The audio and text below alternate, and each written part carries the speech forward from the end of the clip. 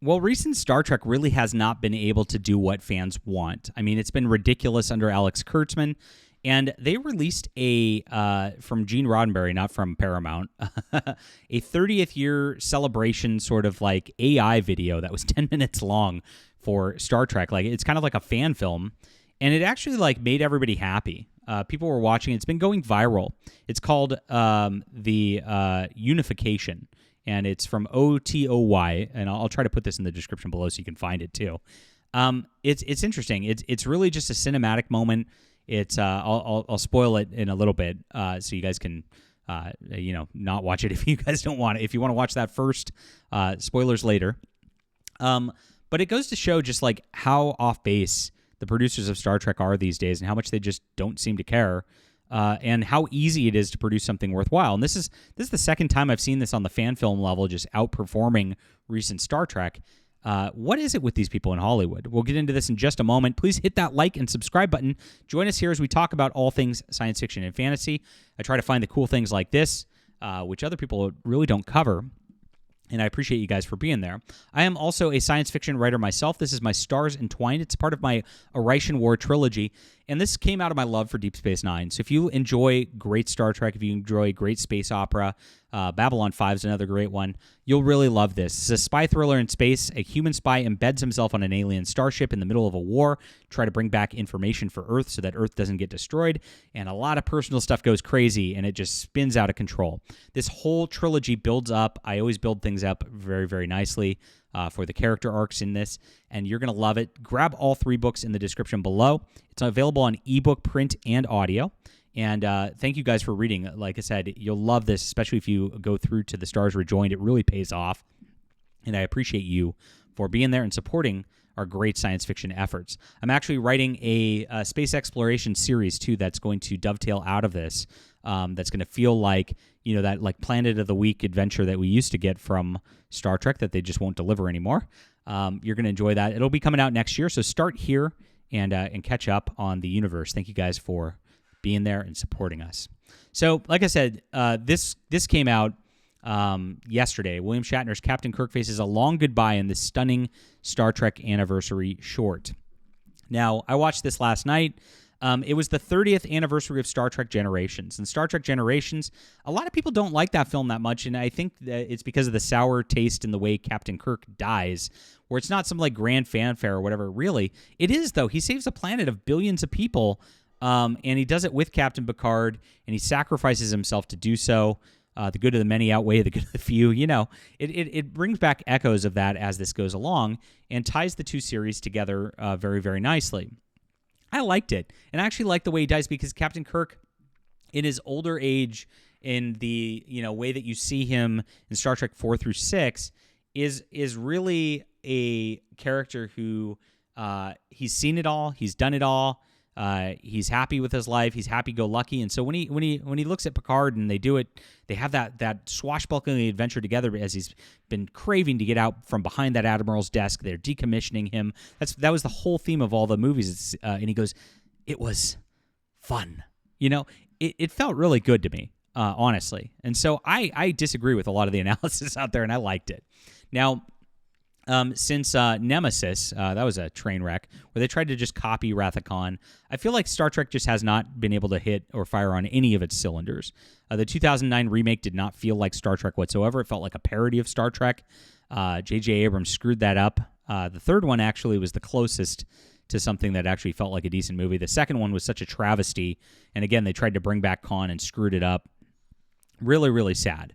And then you get into Kurtzman's Trek, and it really looks nothing like Star Trek. Discovery had that theme where it looks like generic, sci-fi SYFY channel, dark space adventure, with like a total just like, instead of exploring strange new worlds, they're just exploring strange new genders.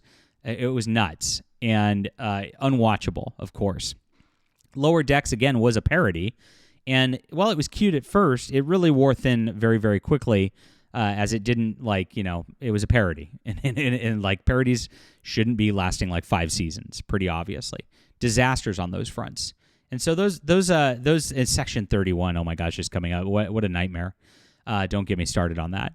But Strange New Worlds almost hit it. I would say that like it's the closest thing we've seen to real Star Trek, and that's why the ratings are much better than Discovery or Lower Decks. Actually, the one that actually did very, very well was Prodigy, and especially in season 2, a lot of people slept on this one because all the Kurtzman Trek on Paramount Plus has just been like, yeah. But Prodigy felt more like Star Trek than Star Trek as a kids show with a cartoon. They really did really well. Like I said, go watch that. The first few episodes were a little tough. It seemed like a space adventure with these like random aliens that they shoehorned Star Trek into. But once you get into it and once it really gets the Star Trek flavor to it, it builds so nicely. I'd say season 2 is the best Star Trek I've seen in decades. It really is. And they did a wonderful job over there. But overall, the main line can't get it right. They can't get the feel. Really, there's a main problem in Hollywood. They don't understand science fiction. They don't understand the sense of wonder. They don't understand the sense of exploration.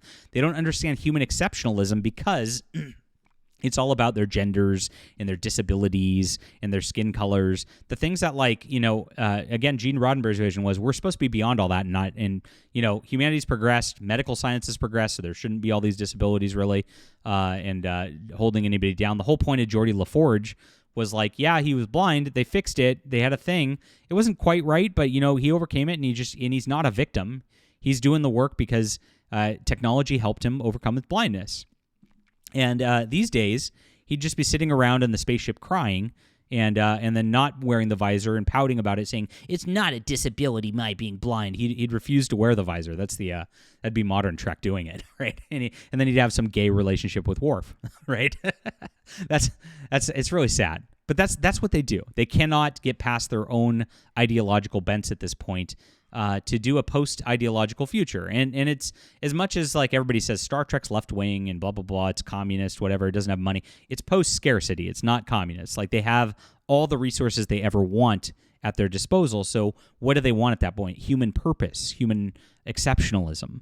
And that's why the left can't do it in these days, because they don't believe in purpose or exceptionalism. They're all nihilists who don't believe in God, who don't believe in anything except for themselves and their weird sexual fetishes. And so that's why Star Trek doesn't work in it right now. Human exceptionalism, manifest destiny, expansion, exploration into space, conquering the galaxy, not necessarily by military force, but by our wits and by just being able to see everything and know everything. And that is an inherently right-wing concept. And that's why it doesn't work these days. Yes, I know I get in trouble for saying that, but it's true. And so this came out this last couple of days, and I'll spoil it now. I've been trying to avoid spoilers for you as I set this up. It's a 10-minute short, and it features an AI Captain Kirk beyond the veil. So he basically died.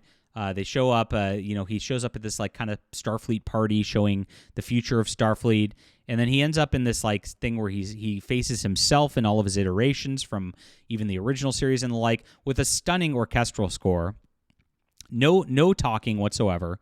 They have a point where they play an old William Shatner Captain Kirk line in it to kind of bring back that like feel for you, just and bring back that deal.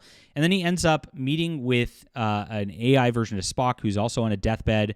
They clasp hands together and they look out into a bright sunrise, into a new future in an unknown. And it's really like, these guys have passed to the afterlife or to heaven. Again, very, very, very much a Christian right-wing concept. And it felt really, really good. And just having the AI explore this, the emotional moments where Kirk's reflecting on things, reflecting on his life, seeing it was good, is something that you couldn't see in a modern Star Trek. And it is just a really emotional moment that just hammered home the characters. The moment where him and Spock were together as friends. Again, this is heaven. We are working together. This manly bonding of friendship, which again doesn't get shown much in Hollywood these days. It really just nailed the hammer I'd say nail the nail by the hammer of what Star Trek's supposed to be about and what Star Trek is. So it was beautifully done. And I wish we could get more Star Trek than this. The other thing that it reminded me of was Vic Mignogna did a thing called Star Trek Continues as a fan film about 10 years back. And eventually Paramount shut it down because it was good. It felt like Star Trek. They did it right. They had that sense of wonder. It was about space exploration. And again, it just shows the fans really know how to do this, but the Hollywood execs don't. And I don't think they're ever going to get it. They need to turn over the reins to people who do understand science fiction, because that's what Gene Roddenberry did back in the day. He hired Theodore Sturgeon. He hired some of the best science fiction minds out there in order to create that original show and create what it was. Harlan Ellison, it was a beautiful thing. And don't turn to the mainstream science fiction writers, guys, but the indies know what we're doing, and that's where it should be at. Beautiful stuff. I was very happy to see this and happy to report on something good for once. So please hit the like and subscribe button. I'll put that link to this fan film in the description below so you guys can see it. And thank you for being there. Join us and leave a comment with what you think about this whole deal. And please check out my Arroz War trilogy, also in the description below. Wonderful science fiction. If you love sense of wonder, if you love Star Trek, we're building a beautiful universe here, and I would love to have you on board. I hope I earned your support by my thoughts on science fiction, and we'll be back soon.